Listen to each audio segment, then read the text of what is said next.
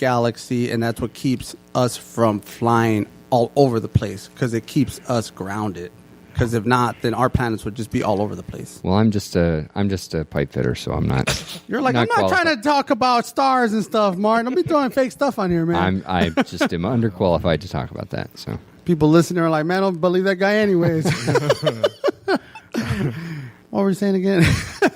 So what did you guys think about the isometrics class? Oh, it was good. It was a good class. So the three of us just finished up our drawing prints and specs, our isometrics and technology class. So learning how to draft out piping systems. You know, before we start throwing up pipe and welding and doing all of the showy stuff, somebody's got to draw all that out. Somebody's got to design all that stuff. And someone's got to interpret it, do material takeoff, throw it out there. Technology used by contractors, you gotta at least have some kind of overview if you need to go look at the model, if it's digital, 3D, and there's different programs for that. So there's a lot of stuff that was introduced out here. But the thing they hammered on the most was the isometrics, drawing it, getting used to the symbols as much as you could, and basically repetition, doing it over and over again. That's important. It sucks sometimes, but I would say that it's definitely improved my ability to recognize what we're trying to accomplish on the job. You know, when I get an isometric drawing. Oh, yeah, exactly. Now you're able to understand it more, as opposed to you're just looking at a blueprint or a paper and you're like, you know what I mean? Yeah. Sometimes, you know. Well, here's the best part is you got a lot of instructors down here that are here not for the money. They're here because they want to see their future more successful than them. They care. And we had Justin Baker and Kyle Kelly, and those dudes knocked it out of the park. I mean, every day I went home, went to work the next day, and I felt like I had something I could take to the field. It was relative to what I was doing at the moment in the future, and they did an excellent job. Oh, yeah. Good teachers. I mean, everyone was engaged in that class. Took their time, to teach you. As I said, I'm not the quickest, learner here, so. But they actually took the time to teach you and, put it in more layman's terms so you understand it better. Mm-hmm. But I imagine it's a hard class to teach. It's not quite as kinetic as some of the other classes. It's not cutting with a torch. There's no electricity. There's no fire. There's no, yeah, it's like a piece falls. of paper and you're like, okay, I mean, even Cody Allman was like, I'm a welder. Like, get your mullet ass out of here. But it's boom. Oh, sorry, man. No, but yeah, I mean, it was. I gotta say that too. Like, they were good teachers and definitely make you understand it. You know what I mean? And that's the whole point too. Is sometimes you get teachers that they'll teach you, but it just you're not getting it. You know what I mean? Because everybody has their own way of teaching. But when someone's able to, like, if you go to a doctor or something, you got doctors that they call it dumbing it down or whatever, but layman's terms or whatever. But it's so you can understand it as a patient or a student. You know what I mean? It's all about understanding. If you don't understand what you're reading, it's like that book. If you were given the book, that interpretation book, the one where the ISO book, if the first day of class, if they were to give you that book and read it, you would not. You would just feel like you're reading words. Well, it's like, well, here's the thing. If you're teaching anything, I used to be an instructor in my last job, is if you're teaching anything, it's better for the student to understand why they're doing something so they can use their common sense to navigate the realm of possibilities. So they don't have to do it specifically one way. And what they did is they did a good job of explaining why this is that way, why this is this way, why you see it differently at the job site you're at now, the possibilities you can hit, what's acceptable, what lands within the standard of excellence, and quite frankly, what's shitty and what you shouldn't do. And once you understand that, you can determine, hey, you know what, I'm going to focus on this part because this, I want to know it, but if that disappears out of the grasp of what I can grasp tonight, that'll be okay, but I really need to grasp this. So it makes sense. They did a good job of explaining why you're learning what you're learning. And you got to be engaged as a student and comprehend more. I like it when we went out to the, what is it? The clean room? The clean room, yeah. Because then it's like we were able to really put the stuff that we were learning, like, what is it, to use. You know what I mean? Yeah, so here at the for those that don't know, here at the Apprentice Hall, the training center, they have a fake clean room set up that matches what you would see in a microchip plant like Intel or a pharmaceutical plant. Micron. Mm-hmm. And so the first half of the class is just, like you see in the movies where the guys have the giant sheets of paper where you're drawn, with a pen and a pencil, and rulers and triangles and all that kind of different stuff. But then in the second half of the class, it's like, all right, so now you understand the basics of how a line is supposed to be built, how it's supposed to look, and how it's supposed to be drafted. Hey, Mark, why was yours always drawn in crayon, though? I don't know, man. Boo! So that way you could have snacks. It's like, what is this? Mickey Mouse or what, man? It's a Mickey Mouse. I don't know why the duck is blue. Why did you have crayons right there, Mark? I don't know, man. I just wanted to be colorful. Yeah. Be different. Well, you are different. That's for damn sure.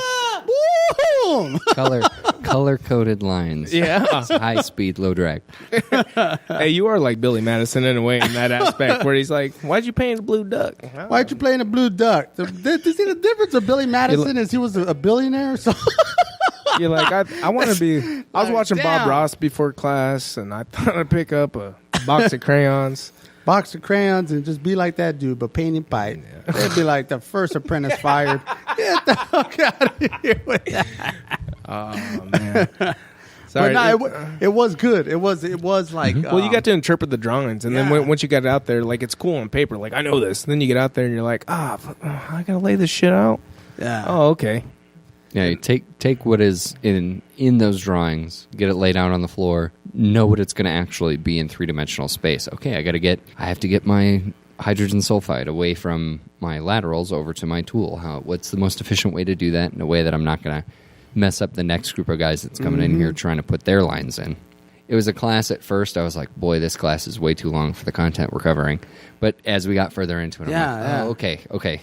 Yeah, and you know who gave us the most shit? Cody out there with the mullet. Fear the mullet, guys, because he straight up picked a path and said, stay the hell away from our line. But, in a way, that's probably good training because they're going to be, when you get out in the field, there are going to be other trades that you can't control. There's going to be... Of course, Taylor. I just want to talk smack about Cody right now. Because Cody he could take Cody it. looks like Alan Jackson. Tell Cody, dude, you look like Alan Jackson. So, yes, if you guys are at Intel, whoever's listening to this, if you see a guy that looks like Alan Jackson... Who's looking like he's doing the boot scooting boogie. Yeah. That's I don't know why he Cody. looks like him, yeah. Out there welding, but he is a badass. He's out. He is a good welder. I mean, hot welder. He's been in here welding in the weld lab every day outside of class too. Yep. During the school week, he's working on his certs, and I know he passed visual on one of them. And I tease him in good fun. Probably because I'm going bald and I really want a mullet, so I'm just hitting on it. You're like, damn, yeah. Bringing it back, man. Bringing it back. That thing he's got a nice mullet. I ain't gonna lie. He's even got the mustache to match, and you're just like, he got the damn, shitload of he's hair. living it up. Yeah, he was talking about getting all sorts of positive attention at Country Thunder because of the mullet. So, said, damn, what happened? You got all the guys' attention? What? It's the wrong attention, buddy. Not just kidding. Hey, man, it's 2019. I know, right? You're the one over there swallowing your mic. I know, right? It's like right in my mouth. I'm like, God damn, dude. Why are you hiding it, Mark? I'm not hiding it now. Woo! Hell yeah. Yeah, man. Oh, man. Don't Sorry. ever trust a guy with initials M.O., you know. Who's M.O.? M.O. Michael Olea. Ortiz. Oh, I just got it. Wait, Mark Olea, too. Damn. I'm about to take my microphone out of my stand and hit you on the head with it. Yeah, right? Where's M.O.? These are some nice microphones. I was like M.O., but, There's a lot of nice equipment, man. I'm not that the you guys smartest got from guy. that place. Well, we wanted to pass it down. We're going to pass this down. And Yeah, no, this isn't mine. This isn't Jory's. This isn't Mark's. This isn't Dean's. Yeah, I know. I remember this, you guys This saying belongs that. to the 4-6, the apprentice corps. It belongs to the apprentices, and basically what we want to do is establish a podcast, get the flavor of it, get the deal out there, what it is, what we don't really know. We're picking up the momentum on it, and we want to hand it off to another apprentice,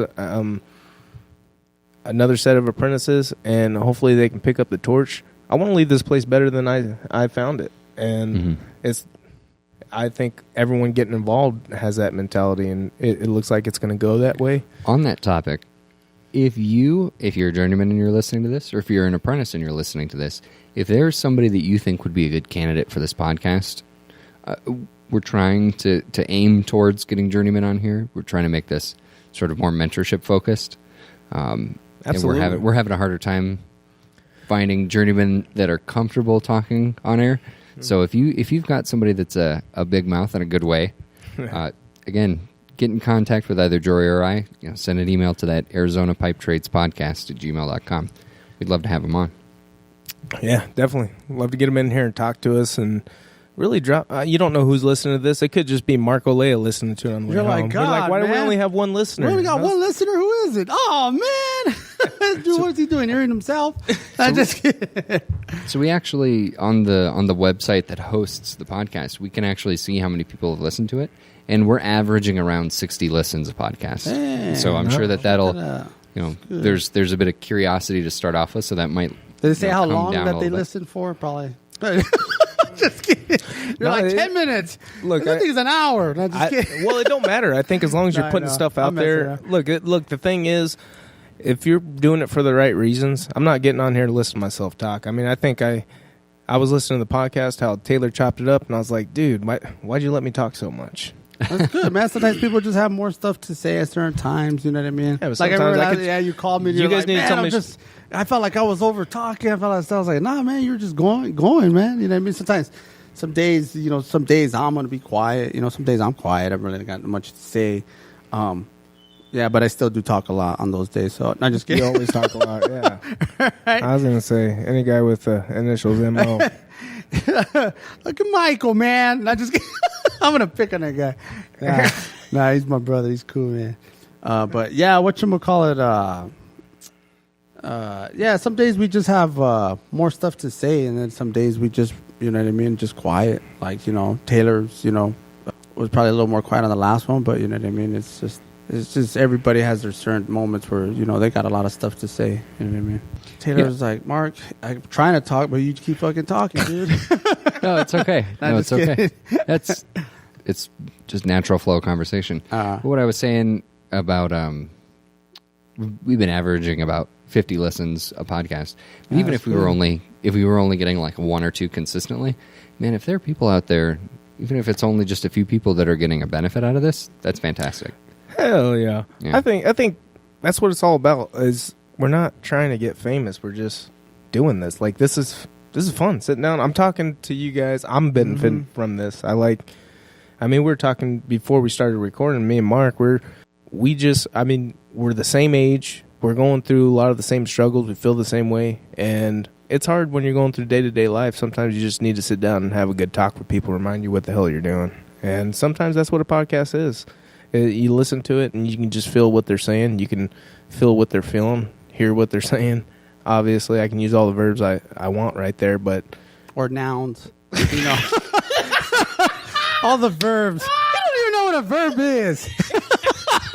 It just sounds smart, though, huh? Hey, give me that 45 right there. No, is it the 90 or 45? You're like Olaf Yeah. from I'm just that kidding. movie Frozen. I can see the So, resemblance. I use the verbs. Don't believe Jory here because he's very sound smart. He is smart, though. Don't get me wrong, but... No, I was just reading out of a dictionary fuck it. earlier. It's all good, dude. I like getting burned. It opens the door for other people, and it shows people I don't take myself as seriously as you Oh, think. yeah, definitely. I like to make fun of myself as much as, you know what I mean? I know. People- You'll sit there and have a full conversation with yourself and burn yourself, and even be like, "Boom! Do you hear that? Yeah, He's you're talking speaking to for that yourself. guy. I'm speaking for you, man. I'm helping you clown on me, dude. Come on, man. Is what I get from talking to dudes in the trade. You guys are apprentices. Journeymen have been apprentices. They've been through the struggles, family life, the growing through the 20s, the maturing, and really trying to improve in yourself. There's just some dark moments. There's some demons you got to deal with, that you got to wrestle with. Some days you're just like, you're trying to find that little bit of strength just to make it to work. And then when you get there, you're like, man, you're looking for that little bit of inspiration just to not show it. You know what I mean? So when I can sit down and remind myself, talking to guys like you. I mean, we got the other day, me and you were talking about Apocalypto. You know Oh, what I yeah, mean? yeah. That's a good movie. I like that movie. Well, I mean, there's a part in the beginning where this tribe got raided, and they come to his tribe, just giving an offering to pass through, and his son, the